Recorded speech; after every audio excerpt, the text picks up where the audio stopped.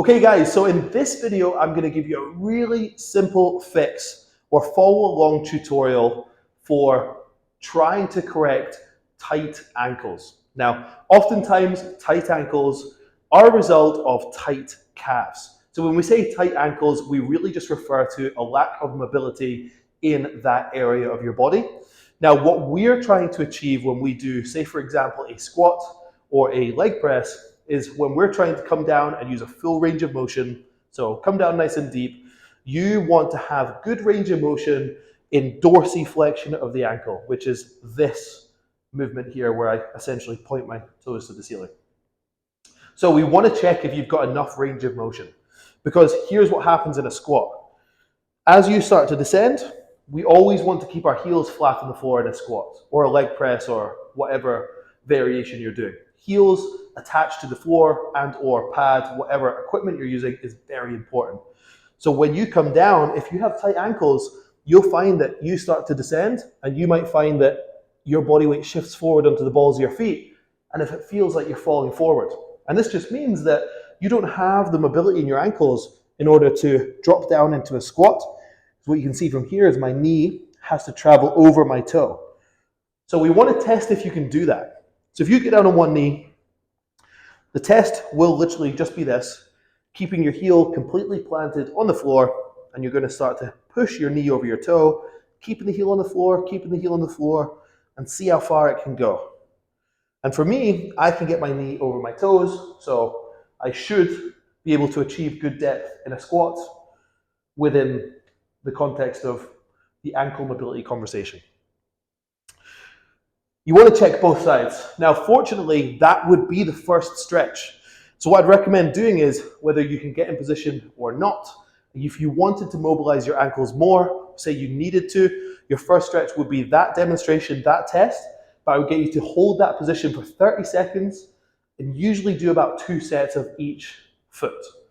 Now, what we're trying to achieve there is mild discomfort. So how far we push it, we should push it to a point where you achieve mild discomfort and not necessarily pain. This is something that's best done frequently. Now, if you wanted to progress this further, say for example, you were quite happy with your efforts and you wanted a bit more of a challenge, what we can do is get an elevated platform and we can do the same thing. Push your body weight into it, get down nice and deep, really push your knee over your toe. Sit into this position and push, almost apply pressure with your body weight and make sure you're simultaneously thinking about driving the heel into the box. Now again, if you want to do this variation, it's just 30 seconds aside for about 2 sets. I'll get this out of the way. And then the last one that I'm going to talk about today is a really easy drill that you can implement at the start of your sessions, where you're going to get a weight. This could be a kettlebell, this could be a weight plate, whatever you like. But going back to what I was saying in the beginning, when you start to squat, if you've got problems in the ankle department, when you come down, you start to roll your body weight forward. Having something like this will help you offset your balance, because you always want a tall chest, you always want your heels planted on the floor. So I'm going to keep my chest tall, keep my heels planted on the floor, sit down with this, offsetting my balance, and I can even add some kind of rolls to my ankles here. Okay? Sit here for 10 seconds and come up.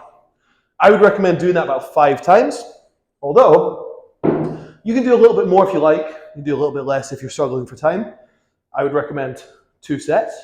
You can do this at the start of your sessions, or if you want to do this separately to your sessions, it will still have a benefit, but remember, frequency is key.